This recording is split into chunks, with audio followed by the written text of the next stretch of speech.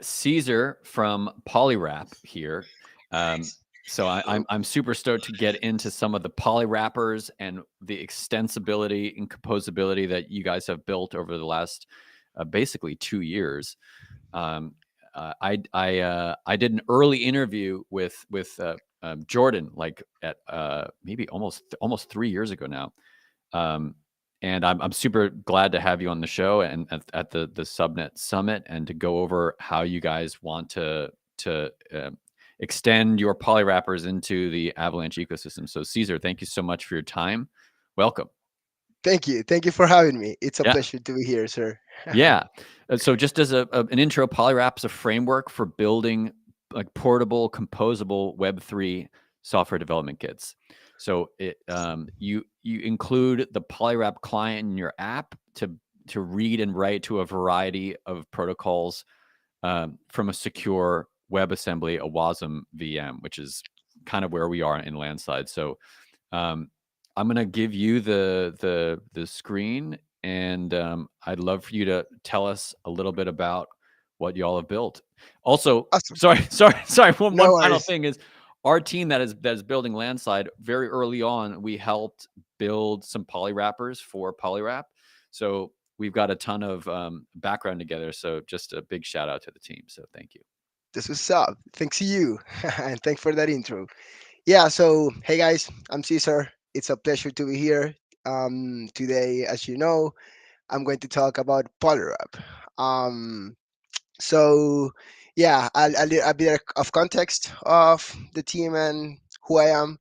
So yeah, we're a team of developers. We've been developing in Web3 since 2019, and when it comes to integrations of Web3, we have seen that it's not that easy and it's hard to maintain. And yeah, the process it's a bit annoying, if we can put it that way.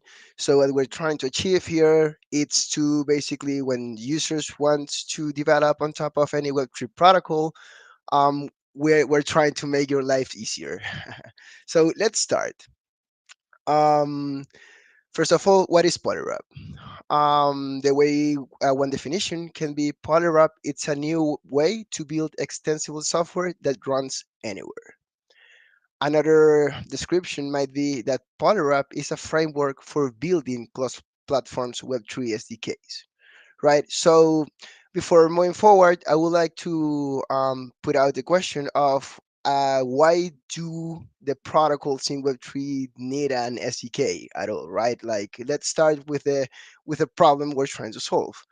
So let's put as an example Uniswap. So if you would like to interact with Uniswap, we need to interact with they have an application, and in this application they have an SDK, right?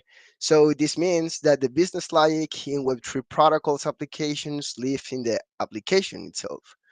So these SDKs are not that easy to write or maintain, right? Because even though you're interacting with smart contracts, what these guys does, it's to do off-chain logic, computing things. For example, the SDK of Uniswap interacts with the subgraph, which means a third party, blah blah blah. So you can interact with Uniswap through JS fresh easily, but what if you would like to interact with Uniswap through Python? Here, things get a bit weird, if we can say. Uniswap does not has an SDK, an official Python SDK. One was tried to be developed, but by a third party and not by official developers. So this can introduce like some being these two code base not being exact one to one. We can have like some yeah misparity between this, and this is just with Python. But what if we want to interact with Uniswap in Rust, right? Like the Web3 development is hard in Rust, even though there are some libraries. If you will need to develop the entirely logic of the SDK, and this is adds another layer, So it's basically if we want to interact with Uniswap through different protocols, sorry, programming language, it's not that easy as it seems. right? And that's fine. Web3 is starting. We are the ones that are trying to push these new flows and easily development. That's fine. The way I think it's like the web development in the 2000s, right? In the start, like these things were starting out, and yeah, that was not easy. We need time. So what we are developing or creating, it's that if Uniswap it's wrapped, that's the term we use. You can use this universal SDK anywhere. How does this work with a Polywrap client? We will get into that Yes. in a bit. But yeah, so with this, we can easily interact with any protocol easily as long as it is wrapped. Of course, we need to develop this universal SDK. Another example might be IPFS, even though IPFS might be a simpler example because the IPFS client it's just an HTTP interface, right? You would still need to like develop these different SDKs in the different programming language, blah blah blah. This introduce a level of maintenance, etc. etc. Um, so yeah, so why Polywrap based on this? Um, we're trying to break down software silos. Instead of building a patchwork of SDKs in different languages, just build one wrapper that developers can easily integrate anywhere, right? So if we would like to share, I would like to share some additional benefits of Polywrap, which the first one is the composability. Polywrap allows you to create composable code. So why? The reason is that when you develop a wrapper, you first develop an interface, right? And this interface is agnostic of implementation. This means that, for example, if you would like to your dApp to interact with a DeFi protocol, you can just develop this interface and just the implementation attach it under the hood. So you can have the same interface to interact with Uniswap or Balancer, and your application won't even be aware. You just need to import things as you would like to. This means that when you build your wrapper, you just are aware of an interface. Doesn't matter. You just expect an input and an output. What happens under the hood? It's and you are not aware, and you don't need to worry about that. So this allows composable models. The next one is security. One thing But that I sorry, haven't, could you give us an example of a composable a wrapper that of course. cool. Yeah, so we're building one of our products. It's DeFi wrapper, okay, which basically it's what I mentioned. So we have different, let's say, exchanges, right? And these exchanges you have swap or add liquidity, right? So what we do is to create the interface, right? And we apply the SDKs or the wrappers, sorry, of, for example, Uniswap logic to this interface, balancer logic to this interface, pancake swap logic to this interface. When you want to integrate this to your dApp, what you would need to do is, if you want to interact with Balancer, right, you would just need to change the import, right, based on some patterns that you can define dynamically. But you are interacting with the same interface. This means that you are in your code, you have the same interface for different protocols. So yeah, does that make sense? Awesome. Totally. So yeah, security. One thing that you mentioned before, but I haven't, it's that Polywrap leverage WebAssembly technology to do this magic, to put it some way. So yeah, since these models are in WebAssembly, what happens is that WebAssembly models runs in an isolated sandbox. This means that when your model runs, this does not has access to your computer resources unless you give permission to it. So this is very important. For example, if we handle private keys, right, you would need to explicitly give permission to that. Or if you want to, if you want your model to access and to do an HTTP request, file system resources, We do this, we achieve this, if you would like to, through something called plugins. These plugins, it's a concept that you will check and you will face the deeply you go into Polywrap, but we can put it as capabilities you can add to your wrappers, to put it that some way. And next, upgradable. So you're saying this is like a WordPress plugin moment, Yes, yes, you can put it that way, but I'm really not familiar with WordPress plugins.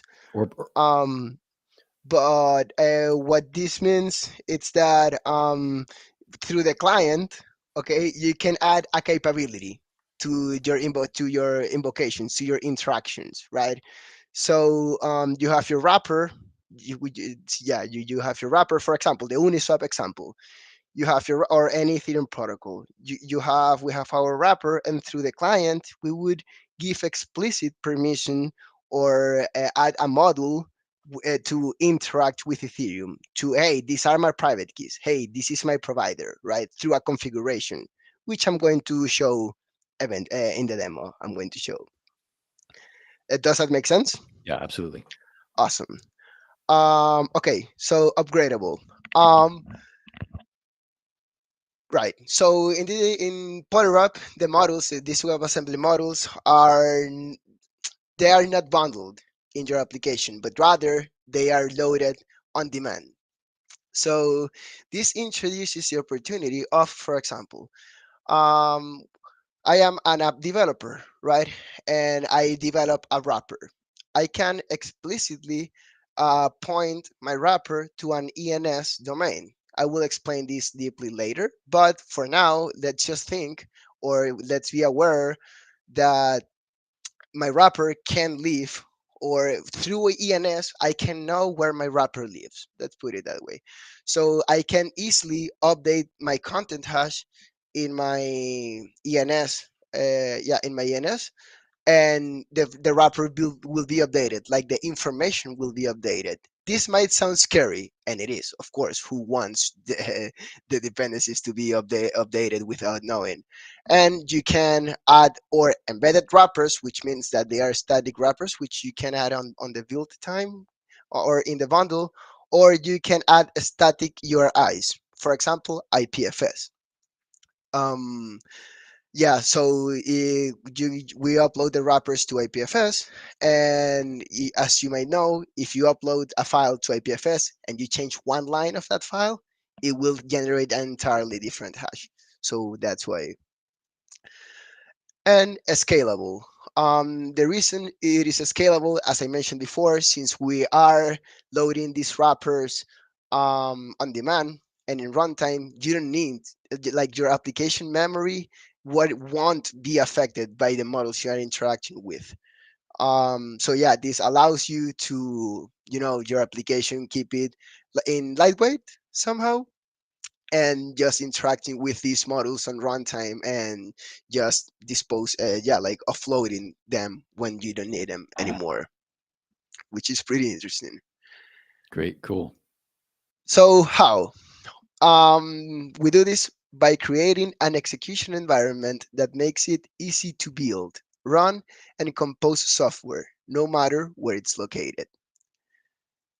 But really, how?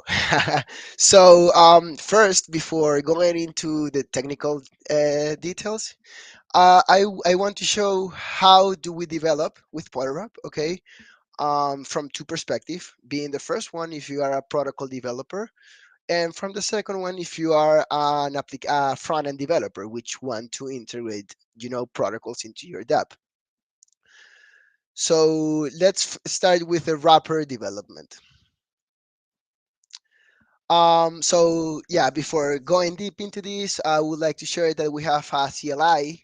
Okay, the Polywrap CLI, it's what we call it, and it has been developed in JavaScript, TypeScript, being more specific, and it's available through npm for now. So in this example, what I'm showing, it's that we're doing a Polywrap create command. Wasm, it's a type of a project.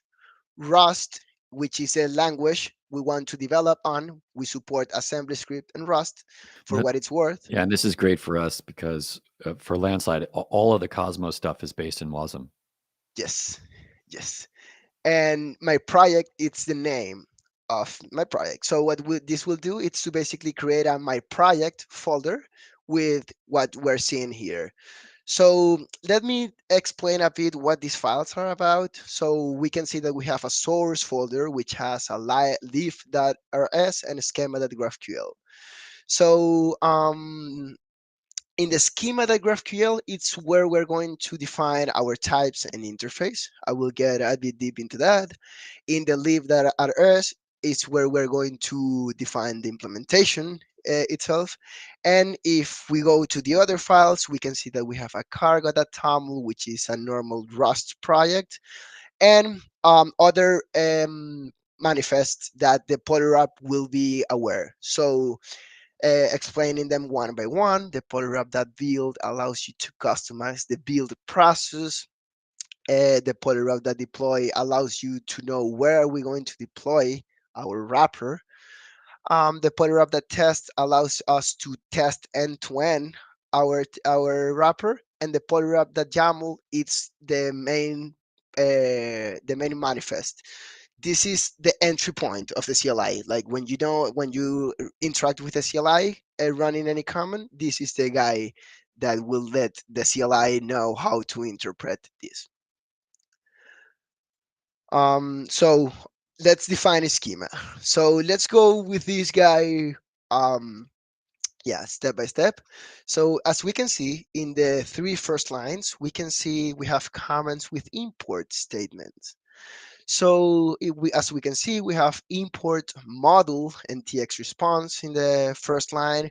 What this means, it's that the model, you can see, I mean, every import will have a model. It needs to have a model. This is the model itself. I guess it's self-explanatory. And the TX response is a type. We say into Ethereum. This will add a namespace into that. If you check the last line of this slide, we can see that we have Ethereum underscore TX response. So just a question here: is Polywrap live on AVAX yet? It can be used in AVAX. I mean, answering your question in concrete, I would say that it's not that Polywrap will be live in AVAX, but if you would like to do an integration in AVAX, you can do it Okay, great. because it's EVM compatible, right? Okay. So yeah. So Polywrap is both EVM and non-EVM compatible, right? It's blockchain agnostic, actually. So yes, currently we have support for EVM, but we also have support for example, Near, Yeah. right? So indeed, it's EVM and non-EVM compatible. But I would put it in the way that currently we have indeed created support for Ethereum. We have been developing in Ethereum since 2019, but yes, it can be like it can interact with any chain you would like to by just creating a model, Oh, the wrapper. Sorry. and maybe you can, before we, because this is kind of directly related to the schema, right? And the module that we're referencing. Are there like existing Cosmos based schemas? Mm, I think so. I'm not sure, to be honest, because I haven't worked directly with that. Actually, CIDT have worked with that a lot. And if you ask me, I would say there are proof of concepts currently, but I'm not sure. I haven't worked with them directly, so I cannot give you a concrete answer. But I can tell you that CIDT has worked and has developed like a proof of concept for Cosmos. And actually, if I understand things correctly, what they were trying to do is to add a layer onto into Cosmos WASM, the way the smart contracts are interpreted. But I'm not really sure. I haven't worked with that. So yeah, that would be my answer. Understood. Awesome. So yeah, as you can see, also we can see into Ethereum from wrap ENS. That wrap ENS wraps that ETH, it's a URI. We will get into that later. But what we need to do, it's that what we need to know, sorry, it's that here we are interacting with ENS using text records. And yeah, that's like the identifier where we gave to the Ethereum model. We also have for a SHA-3 wrapper and a graph node wrapper, which interacts with subgraphs. And moving on, we can see that we have a type model. This type model, we can think about it like the entry point of your model, right? So here it's where you would define the exposed methods you want your wrapper to have. So in this case, this is the Uniswap wrapper. This is a schema apart. It's kind of huge actually. And what I want you to see is that we have the swap method. And in this swap method, we have the arguments, right? And as you can see, we have like this token, fee amount, trade type. What we want to show with this is that you can pass complex arguments or complex types between any method, right? So this token, it is another type which is defined in this schema, and it has decimals, name, blah blah blah. So yeah, you can pass. This means that you can pass any kind of type through any method, right? So yeah. Now, if we go, once we have this schema, you would run Polywrap codegen, and as we can see, this would create the types necessary based on your schema.graphql. Will create the necessary types among other things, which I will get into those. But yeah, as we can see, we have wrap, args, swap. This gives you type safety when it comes to build your wrapper and the implementation, that you are using the expected arguments with expected types and blah blah blah blah. Also, we can see there is the return type. It's Ethereum TX response. Remember, we previously had the guy Ethereum underscore TX response. Well, that's how we're doing it here.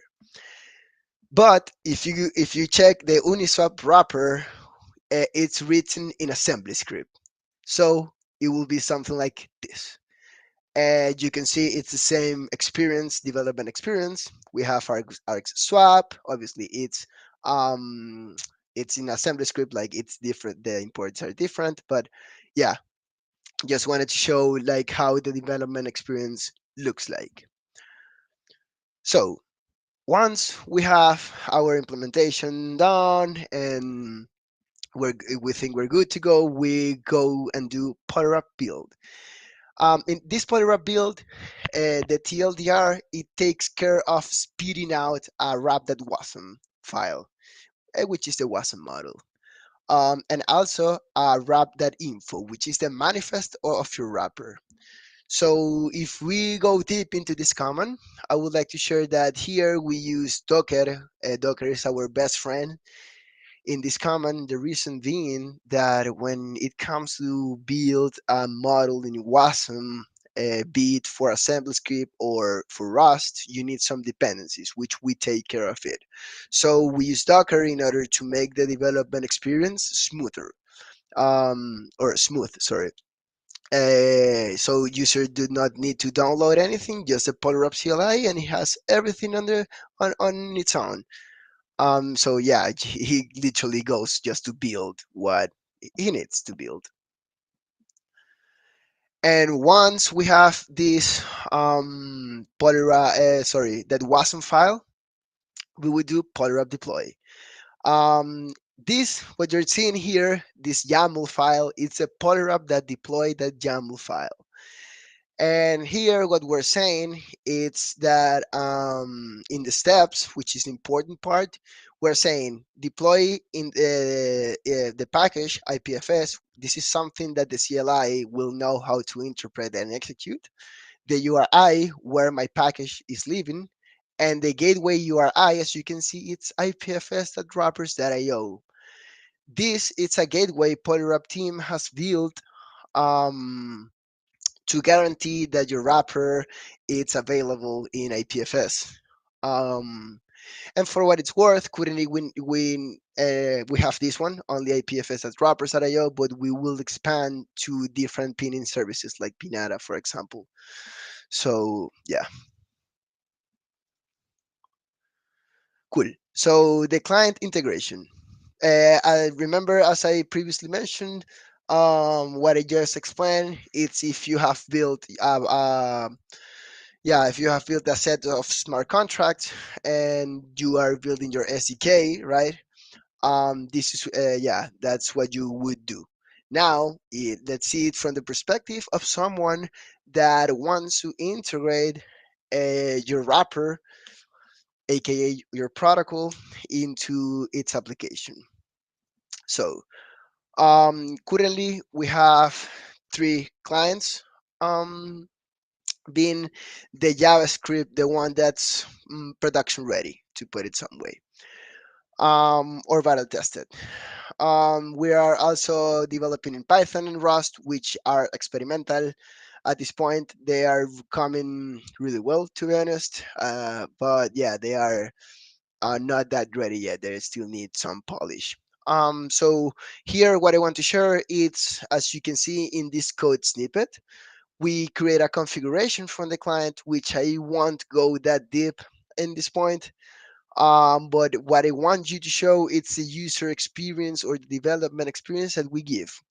You create your config. We have a default configuration. If user does not want to go so deeply, our default configuration gives you access to IPFS and Ethereum, being those the most important. But you can also customize as you want. And yeah, what I want you to show is the invoke method, where you just define a URI, which in this case we're defining the Uniswap URI, and a method and the arguments, right? So yeah, this is how you would literally interact with any protocol you would like to, which is cool in my opinion. How many can you chain together? However you want. Is there So okay, that's a good question.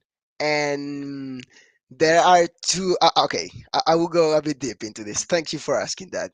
So, how many can you chain together? There are two ways to chain things, or invocations. It's how we call it. So, the first one, it's through the client, right? Imagine that you do an invocation from the client, you receive the response and do another invocation, and you just go that way. You can perfectly do that. But there's also another cool thing, which is that you can chain these calls through the wrapper itself. So if I'm a wrapper developer, I can import other wrappers and call them from my wrapper. So I can, like the possibilities are Yeah, that's endless. cool. That's cool. See. So yeah, answering your question in concrete, I mean, you can as many as you can. And yeah, if you get a memory error or something, let us know and we will fix that. But as many as you can, currently. Yeah. So okay, how the client? I think this is. Can you see this? Can you see the text? A little bit. You can increase if you want somehow. I'm not sure if I can. Well, anyways, Yeah. what I want to show, it's that how the client finds a wrapper.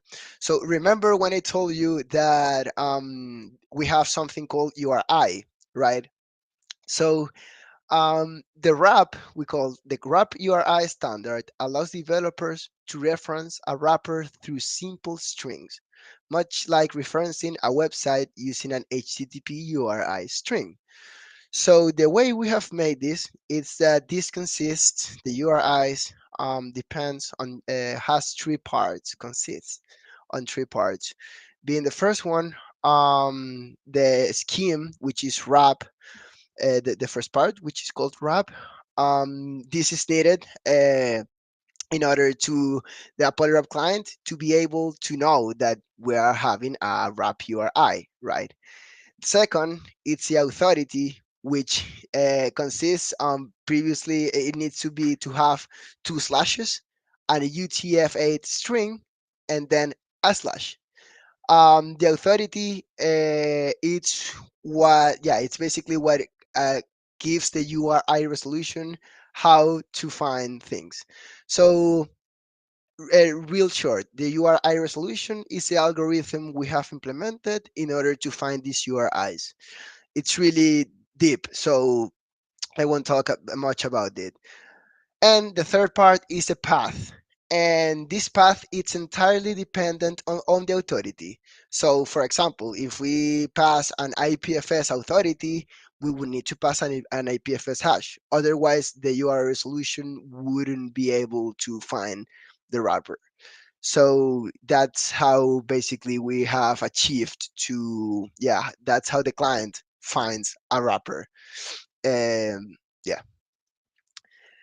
So with the Rust client, um, which has been my best friend for the last 3 months, 4 months, I guess.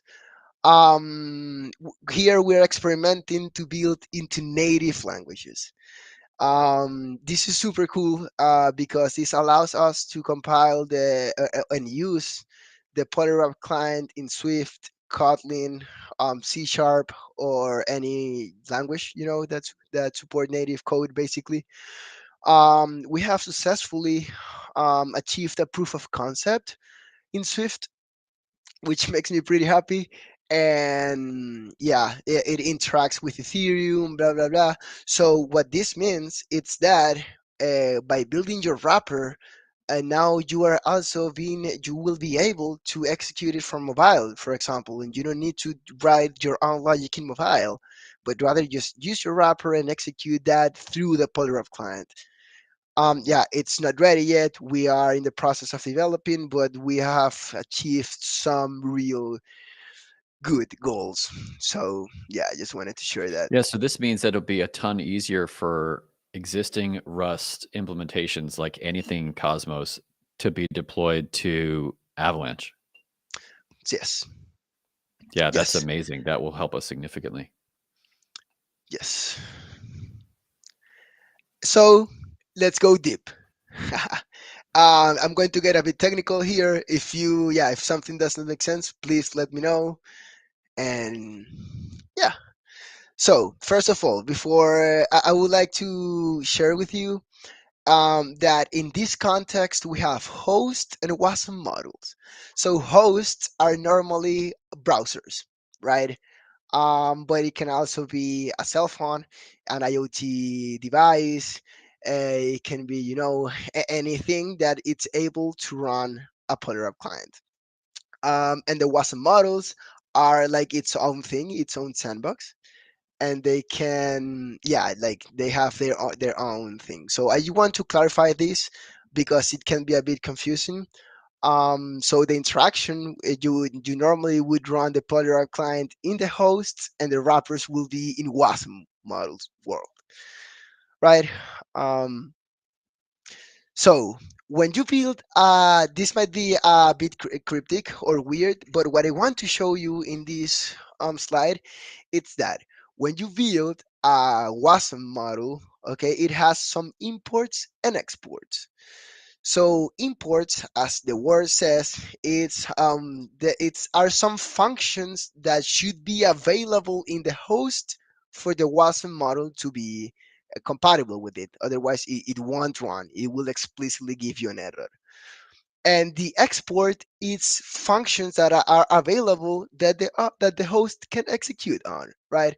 So the main thing that I want you to see here is that in the last we have import env memory. This is a way of importing of having shared memory between the host and the WASM model, right? So yeah, by the way, when we interact from the host to the WASM model or the other way, we call that crossing the boundary. So yeah, the interesting part here is that these guys share the memory. By the way, the memory in WASM it's linear for what it's worth, and that's the way we manipulate it. And yeah, basically with these imports, it's how we do magic. This is how the magic happens. So when we interacted, so how do we interact with these WASM exports?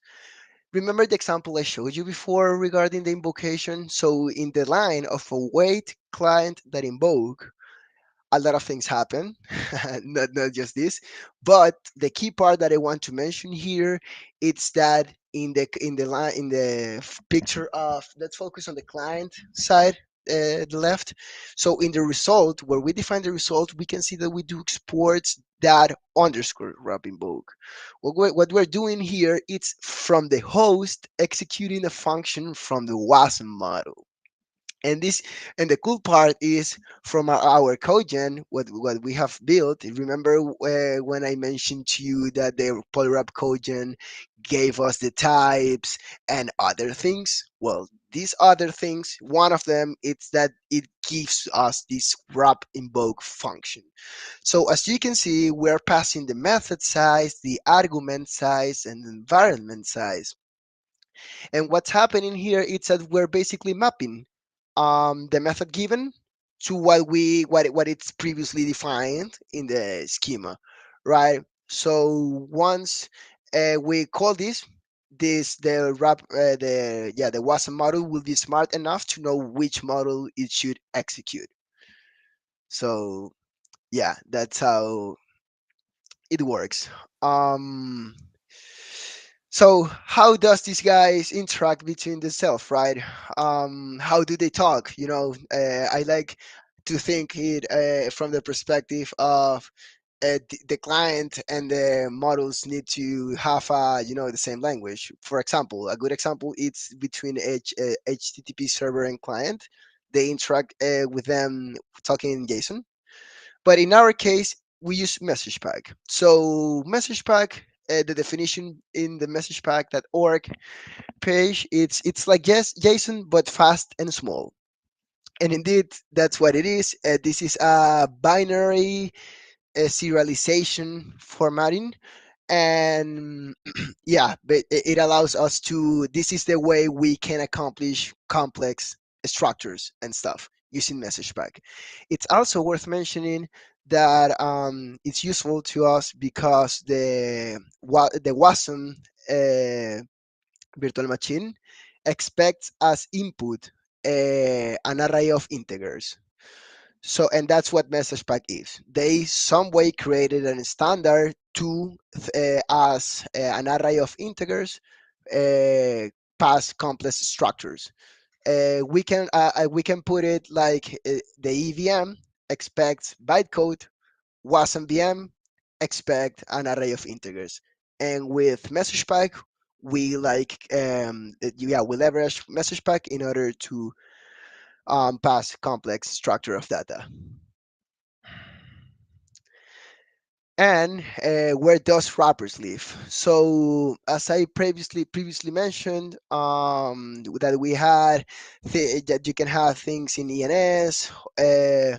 So the way this works, it's that first of all we like decentralization, um, and we think it's a must. So your wrapper can live in IPFS.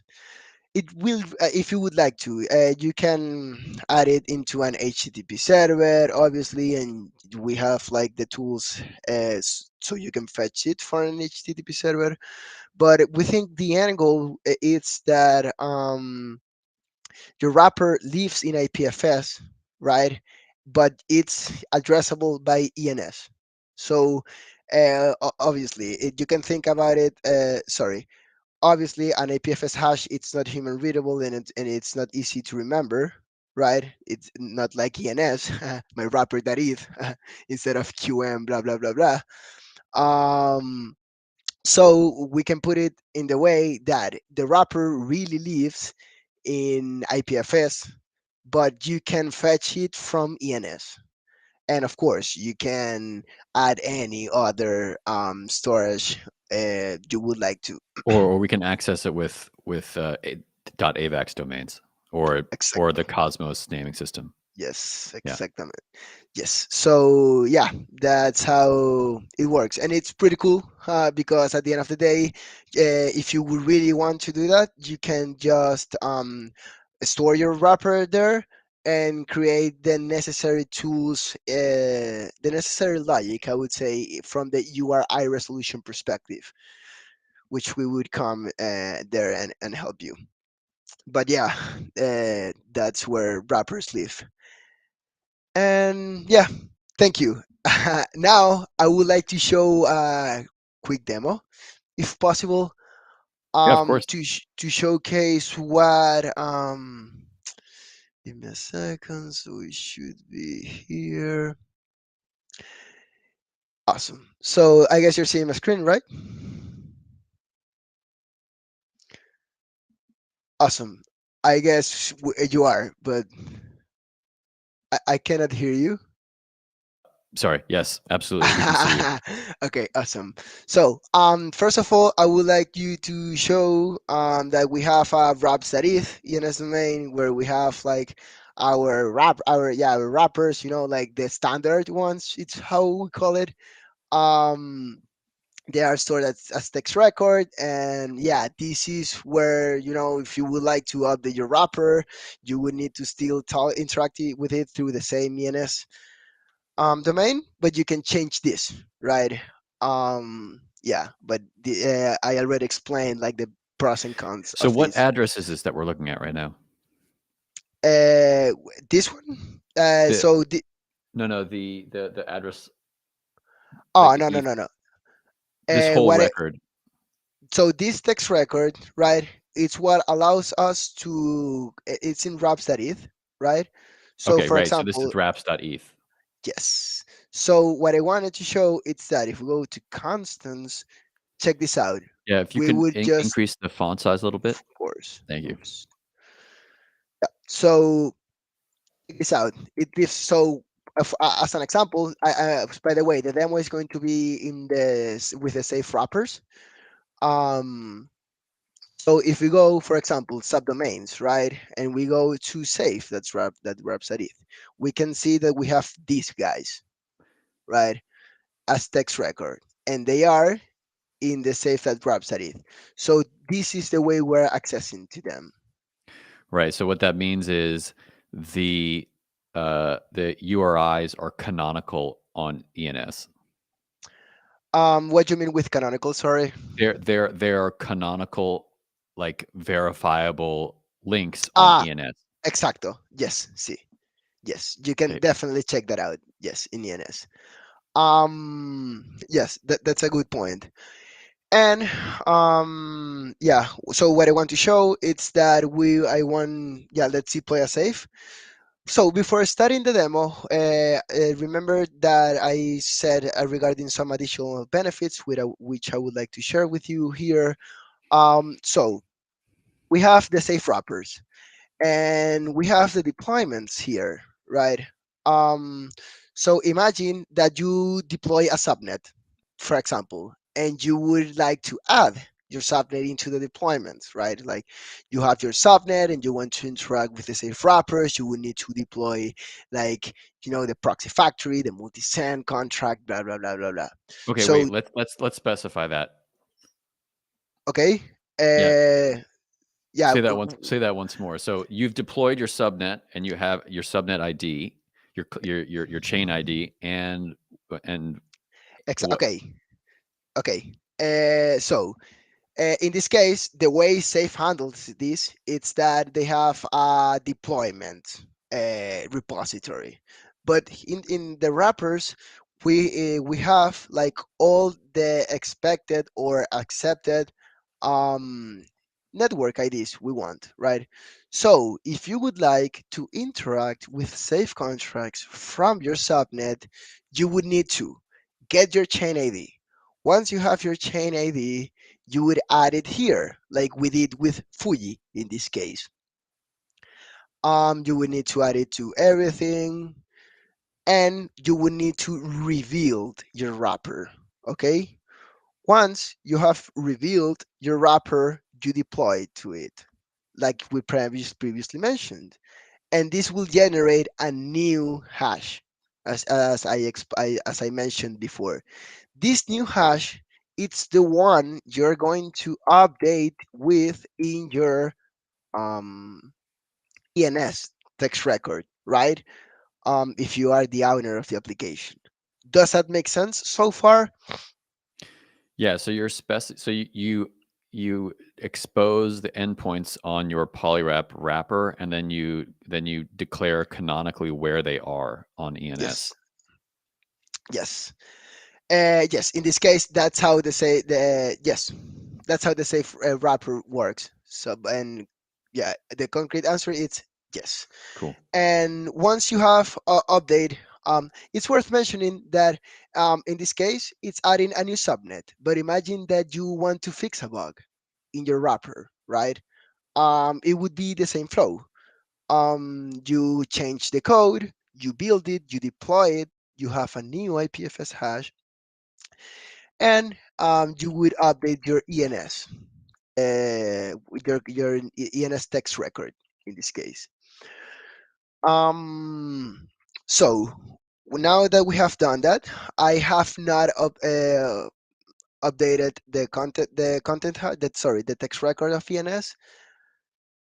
But what I want to show you it's this. Remember that the client configuration had something, and I didn't talk deeply into that. So I will give you a brief walkthrough of how it works. So check this out. We have the builder, which is the client config builder. We add the necessary package to interact with the safe wrapper. So check this out. Here I added what we call a redirect. So what I want to share to show you here, it's that Right. Add a redirect. yes, so you can have two ways of interacting with your wrapper. You can hard code it like I'm doing here to an IPFS hash, okay, and you will build your application and deploy it. This will still having the benefit of not yeah, like of not adding more memory into more size into your bundle, but rather fetching the packages in runtime, but through IPFS, which is a unique hash. If the content hash or if the code change, the hash will change. So this is getting one benefit of Polywrap by not giving the opportunity of upgrade, but you will still be able to not bloat your application memory. So yeah, and here as we can see, we are adding the network. It's important to show that we are adding the signer here. We're adding the plugin. Remember when I mentioned that you can add some plugins and that will give you some capability to your application? This is what we're doing.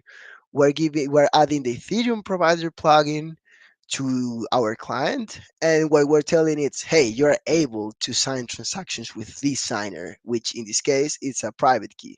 But normally if you're interacting with a browser, it will be through MetaMask or something like that, which they take care of the signing of the transaction. So yeah, what let's do a super simple example. So let's change here the salt and check this out. Here we're getting the client, which is a previous function I just showed it to you, and we're doing new Polywrap client. And sorry, check this out. So what we're doing here, it's client that invoke. We're interacting directly with the Ethereum wrapper URI. We're interacting with this method and passing a connection, right? So if a second, so if we do yarn deploy, we're yeah. Meanwhile, in the meantime, this is happening. Uh, I want to show you like how we create complex arguments for deploying this, and we just pass it to it. Um, we're predicting the safe address, and yeah, we pass the same arguments to it. And here we have the address. It should be the same, hopefully. Um, let's see. Yeah, go ahead. Yeah, we're coming up on the hour here. Just wanted to give you a time check. Ooh. Okay, yeah. So I just wanted to show you that yeah, we have deployed this contract. Cool. Look at that. And yeah, I just wanted to share that you can easily interact with your subnets by just configuring your client here. So this deployment, uh, this used basically Yarn to deploy what type of a subnet with what type of parameters? Yeah, so it used Yarn because I'm using directly from Node, right? I'm just doing this thing. And what we're doing is interacting with the Fuji Yeah. testnet. And yeah, what we're doing is passing the connection through that, which is basically this guy. Now So here, private keys. Where are the private keys managed for the subnet validators? Like, that's a good question. And what I would say is that the private keys normally are in the wallet. In this example, we are doing um, through a script, but normally you would make your user interact with it through a wallet. You wouldn't handle the user's private keys, right? I mean, but it seems So like we're instantiating a subnet here, right?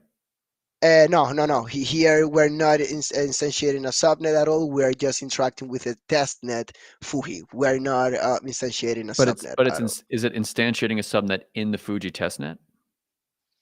Well, it's a default one. It's where we are not doing any complex things regarding subnets, if that makes sense. Sorry, so Um, we did an earlier broadcast for Ash, and they showed us that when they use their open source Ansible script to generate and instantiate the subnet, they had to specify who their validator sets are, right? So they had 5 validators, and they had a private key that they used to manage those validators, like basically being in the set. If that key gets leaked, those validator sets are now compromised.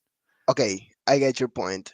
And we are not aware at all of like the validators of this subnet.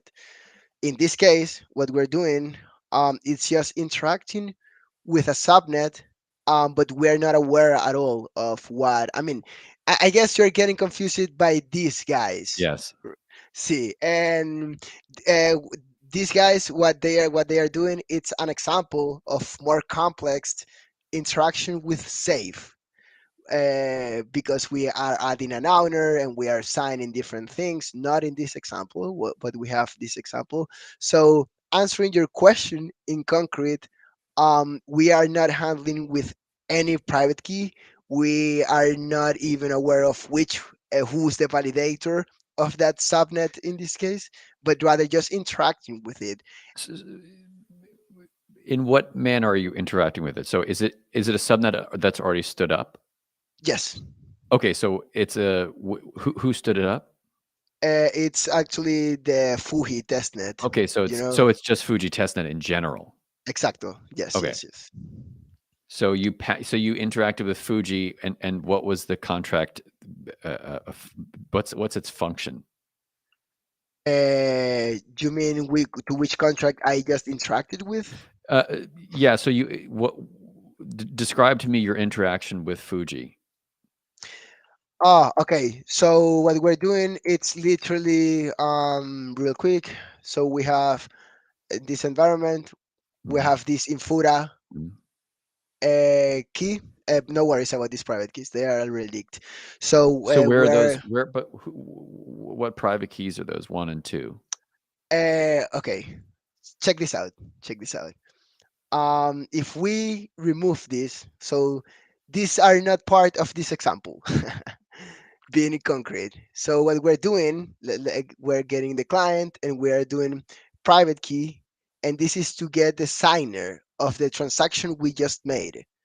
So what we're doing here is that this guy, the one that created that started the transaction, that's a private key, but it's nothing regarding the validators. It's just at the application level, if we can put it that way, not Right. So regarding the so the validator. app is what exactly? The app is just a blank app that's writing transactions to chain. What is the app? What do you mean with the wait, what do you mean with the app? Sorry. You've deployed a safe, like an app through Gnosis Safe to Fuji. Is that right? Yes. Okay, so what is the app that you use to that is now deployed through Safe to Fuji? Hmm. Sorry, I don't understand your question. I guess I'm confused. Like, what did you, the end result in this demo is what? That we are deploying a safe in Fuji testnet network. Okay, so a safe meaning like a multi-sig Gnosis safe. Yes. Okay, so who are the signers on that safe? Awesome. Nice question. And it's currently it's just one. Oh, sorry. And it's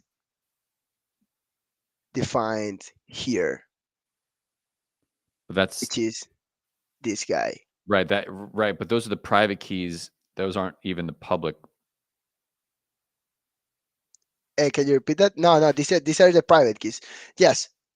You're confused because we are handling with private keys because we're interacting with the script with a script, and we don't like we need to manually give the private keys to it. But normally, what you would do is that you wouldn't need to interact at all with any private key, and what you will just allow the user to interact and execute transactions through the wallet, which can be MetaMask or something. This is Right. just for example Okay, so the purposes. reason you had the private keys here is just to show how the scripts work, not Exactly. how Yes. you would actually do this. Yes. So I'm Yes. just Yes.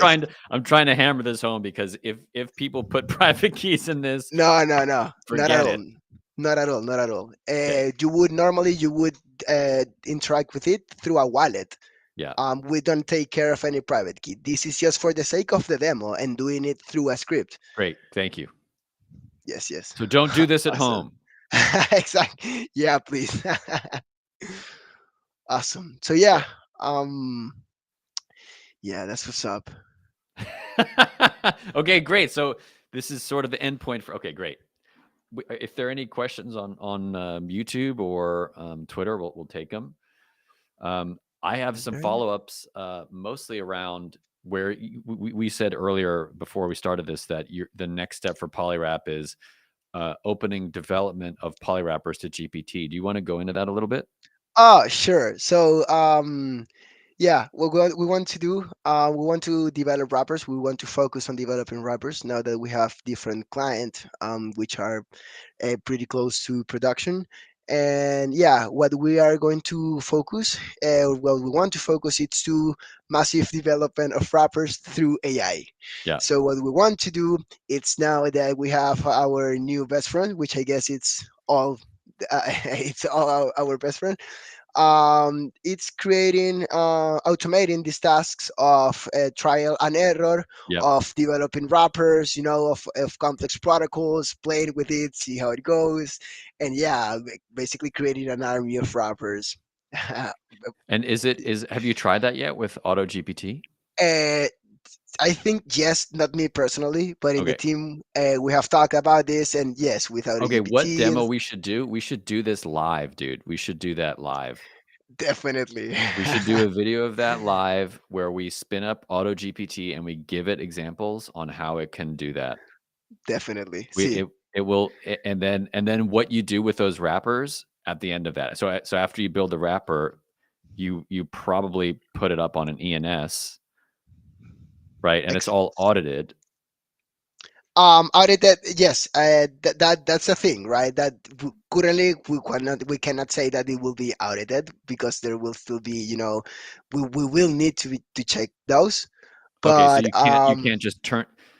How many of the existing poly wrappers are audited? Like, I think we don't have much, and I would say zero at this point. so how do we um know when we deployed a poly wrapper how safe it is? I think it's really safe. I mean, we should not take care of that security perspective because I think that at the end of the day, that comes to the smart contract itself. But rather, what we take care if I mean, you can think about it like an SDK, right? Like the SDK shouldn't really be that audited from my perspective, but rather the smart contracts, which is the one Okay, that so as long as the got their smart money. contracts are audited, if there's a failure on the SDK, what happens? Transaction reverts? Yes, it's the same logic of as any interaction with a smart contract. The EVM should revert that if it fails, right? Or if you have a vulnerability, then you definitely. But that's from the perspective of the smart contracts. Not from the SDK. Correcto. Okay. Would there be any reason to audit the SDK, like the existing? I think I don't have like a clear. I think not, to be honest. Probably, if you pass bad input or something, you open something, but I still think that at the end of the day should be fixed by a fussier testing from the perspective of the smart contract, right? Because at the end we are a breach, not see. So yeah, but that's my perspective. I might be wrong though. Understood. Yeah, I don't have any other questions. I be glad to do that live coding example as we see GPT doing it. I mean, that's brilliant. See, see, that's All right, definitely Cesar. Well, thank brilliant. you so much for your time, man. This has been great. I'd love to have you on again and do some work. I Awesome. Yeah, suspect me that too. I suspect that Landslide will deploy a bunch of polywrappers as soon as we can. So Hopefully. yeah, hopefully. Hopefully. Awesome. Thank you for having me, sir. Great. God bless. Thank you, sir. Later.